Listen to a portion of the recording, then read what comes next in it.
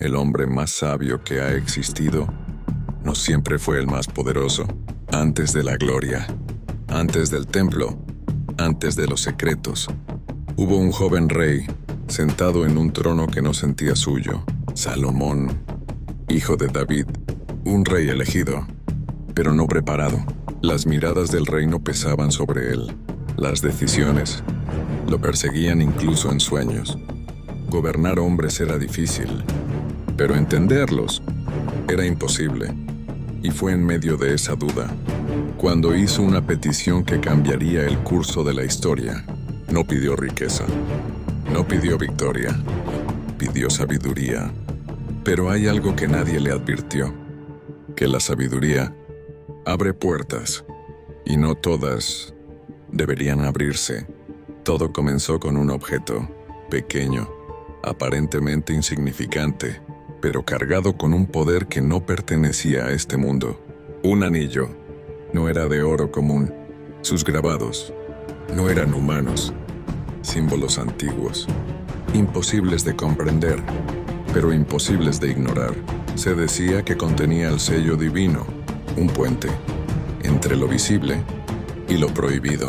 Cuando Salomón lo sostuvo por primera vez, no sintió poder, sintió presencia, como si algo al otro lado también lo estuviera observando. Ese anillo no era un regalo, era una llave. Y toda llave abre algo. La noche en que todo cambió, no hubo testigos, solo silencio y símbolos trazados en piedra. Salomón se encontraba en el centro del templo inacabado. El aire era denso, como si el mundo estuviera conteniendo la respiración. Y entonces lo hizo. Pronunció palabras que ningún rey debía conocer. El suelo tembló, las sombras se deformaron, y algo respondió. No venían del cielo, venían de otro lugar, un lugar antiguo, oscuro y consciente. Las primeras formas comenzaron a aparecer. No eran completamente reales, pero tampoco ilusiones. Eran espíritus y habían escuchado el llamado. Uno a uno fueron manifestándose. Algunos eran gigantes, otros apenas sombras con ojos ardientes. Había formas imposibles, cuerpos deformados, rostros que no debían existir. Eran 70 entidades, cada una con un poder distinto. Uno dominaba el viento, otro controlaba la enfermedad, otro podía entrar en la mente de los hombres. Y todos estaban frente a Salomón, observándolo, midiéndolo, esperando. Y entonces, el anillo brilló, y lo imposible ocurrió. Se inclinaron, no por respeto, sino por obligación. Escena 5, construcción del templo. Narración. Lo que siguió superó toda lógica humana. El templo no fue construido solo por manos humanas. Fue levantado por fuerzas que no pertenecían a este mundo. De noche, cuando nadie observaba, las piedras se movían solas, las estructuras crecían sin esfuerzo, los espíritus trabajaban, obligados, silenciosos, eficientes. Salomón había logrado lo impensable, controlar lo invisible, y con ese poder, el reino prosperó. Riqueza, orden, grandeza. Pero cada orden, cada uso del anillo, dejaba una marca, invisible, pero profunda. Lo que siguió superó toda lógica humana. El templo no fue construido solo por manos humanas, fue levantado por fuerzas que no pertenecían a este mundo. De noche, cuando nadie observaba, las piedras se movían solas, las estructuras crecían sin esfuerzo, los espíritus trabajaban, obligados, silenciosos, eficientes. Salomón había logrado lo impensable, controlar lo invisible, y con ese poder, el reino prosperó. Riqueza, orden, grandeza. Pero cada orden, cada uso del anillo, dejaba una marca. Invisible, pero profunda.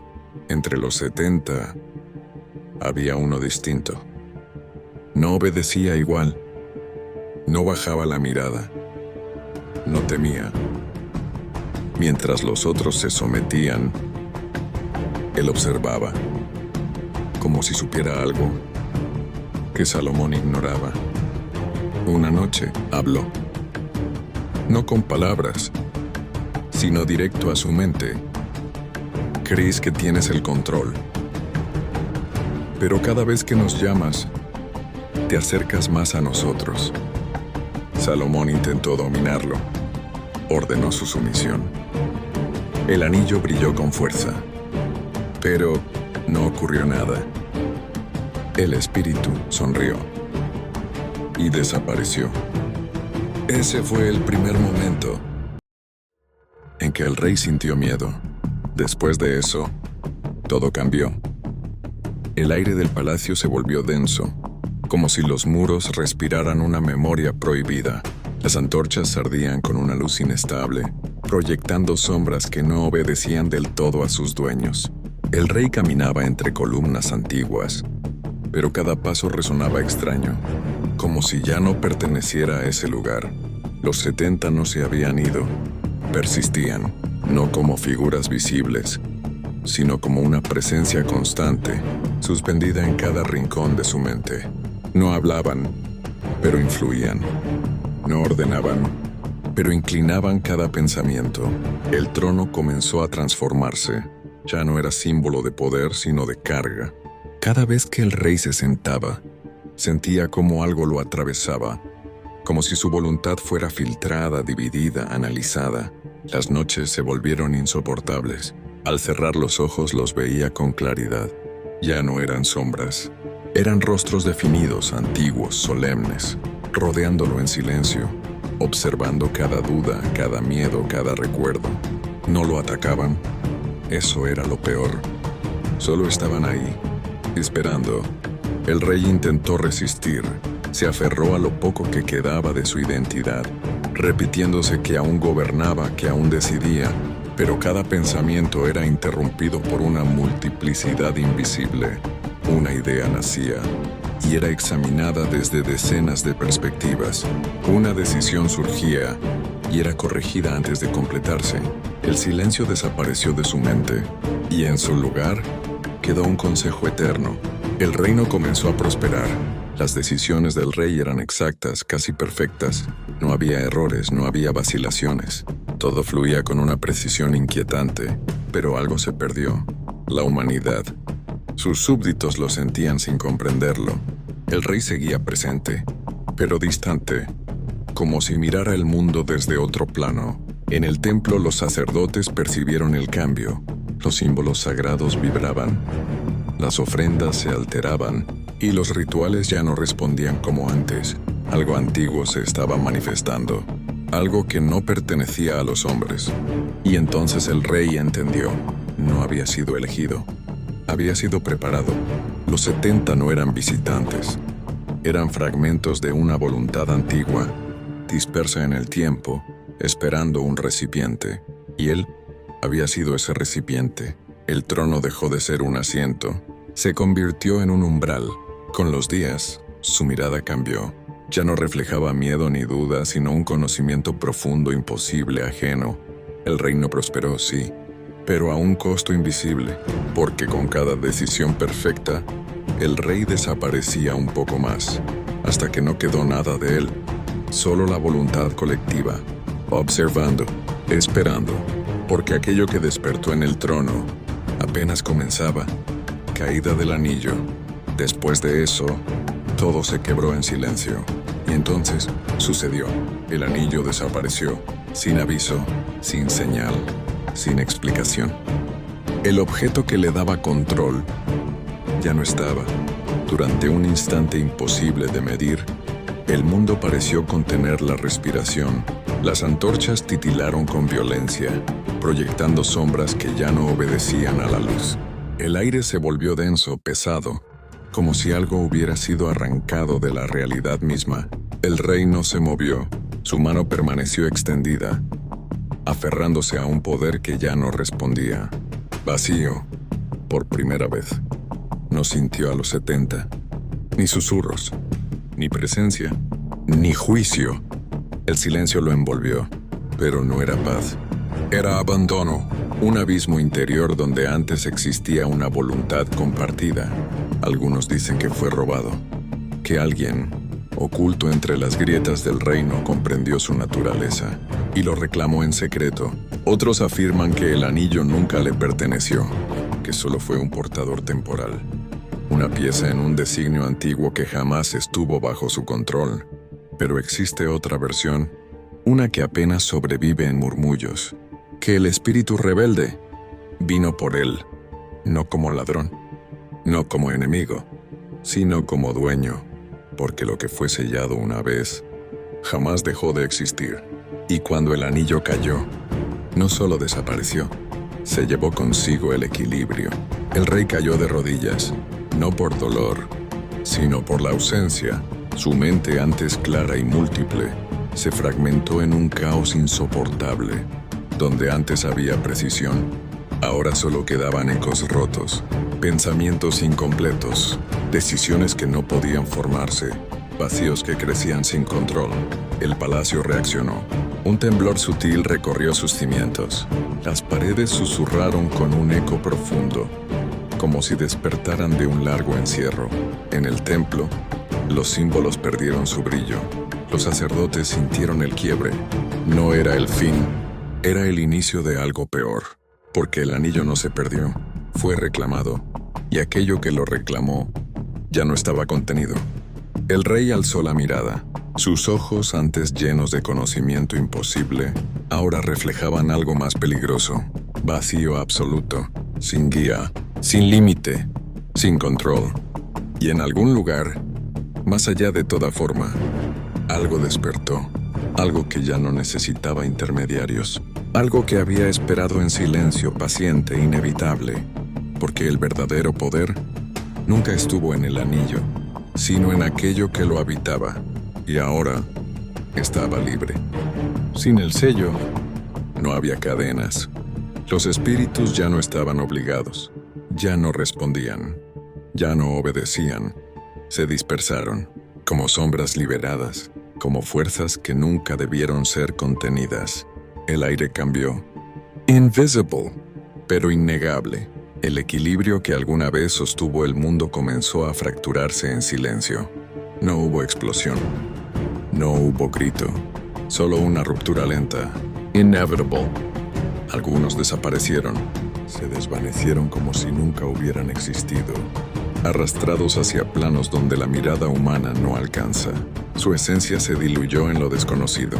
Otros se quedaron, observando, esperando, anclados a este mundo no por obligación, sino por elección. Y eso era aún peor, porque lo que elige quedarse tiene propósito.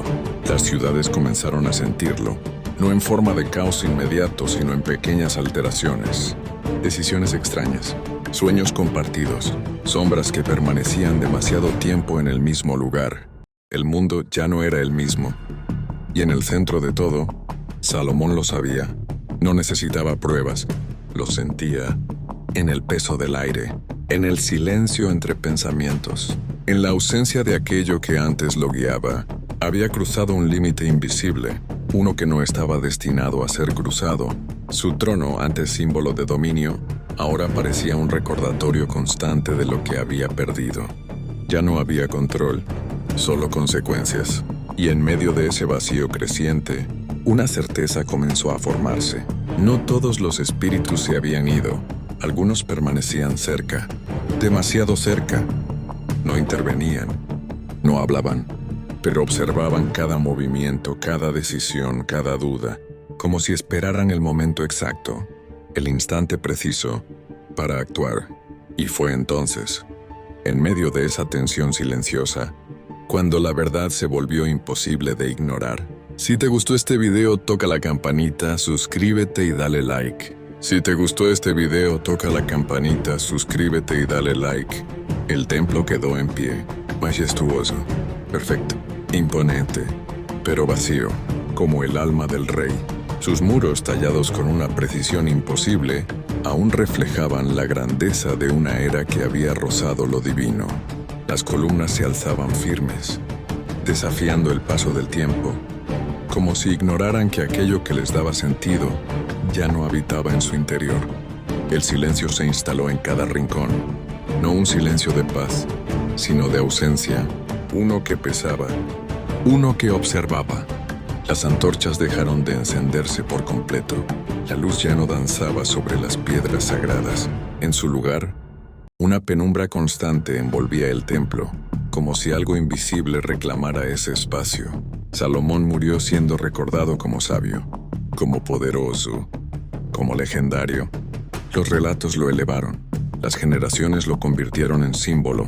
Su nombre fue repetido como sinónimo de grandeza, de conocimiento, de dominio sobre lo visible y lo oculto. Pero la verdad quedó enterrada. No en libros, no en palabras, sino en el silencio. Porque hubo cosas que no podían ser escritas, cosas que no debían ser comprendidas. El templo no fue abandonado por completo. A veces, figuras solitarias se acercaban, buscadores, sacerdotes, hombres atraídos por rumores antiguos. Entraban con reverencia, salían diferentes. Algunos no regresaban jamás, otros volvían, pero con la mirada alterada, como si hubieran visto algo que no podían explicar, porque el templo, aunque vacío, no estaba deshabitado. Algo permanecía, no como presencia definida, no como forma, sino como eco, como residuo de algo que una vez fue contenido y luego liberado. Porque la historia de Salomón no es solo de grandeza, es una advertencia sobre los límites que no deben cruzarse, sobre el conocimiento que tiene un precio y sobre algo más inquietante aún, que tal vez los espíritus nunca se fueron, que no regresaron a ningún lugar, que no desaparecieron, solo cambiaron. Se dispersaron en lo invisible, se ocultaron en lo cotidiano, se mezclaron con aquello que el ojo humano no cuestiona, esperando, observando, aprendiendo, porque lo que una vez fue llamado, aprende el camino de regreso, y el mundo ajeno a esa verdad continúa avanzando, repitiendo errores, buscando respuestas en lo prohibido, cruzando límites disfrazados de curiosidad, hasta que alguien, sin comprender del todo, vuelva a llamar. Y cuando eso ocurra, no habrá anillo, no habrá sello, no habrá control, solo consecuencias, porque algunas puertas nunca debieron abrirse, y las que se abren una vez jamás vuelven a cerrarse por completo.